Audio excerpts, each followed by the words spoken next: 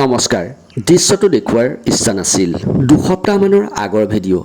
সেইদিনা ৰাতি খুব বতাহ আছিল। গছৰ ওপৰত থকা চৰাই বাঁহৰ চৰাই পোৱালি বতাহৰ কোবত পৰি কি হ'ল চাওকচোন। আমাৰ ঘৰৰ চৌপাশত কেইবাডালো ডাঙৰ গছ আছে। সেই ডাঙৰ গছকেইজোপাত বিভিন্ন চৰায়ে কণী পাৰি পোৱালি ফুকাই এটা সময়ত উৰি গুচি যায়।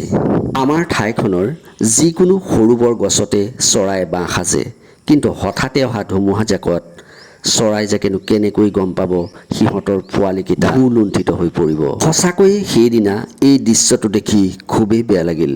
আমাৰ চৌপাশত বাস কৰা চৰাইখিনিয়ে নিজকে সুৰক্ষিত বুলি ভাবে, সেয়ে সিহঁতে সৰু বৰ সকলো গছতে বাঁহ সাজে।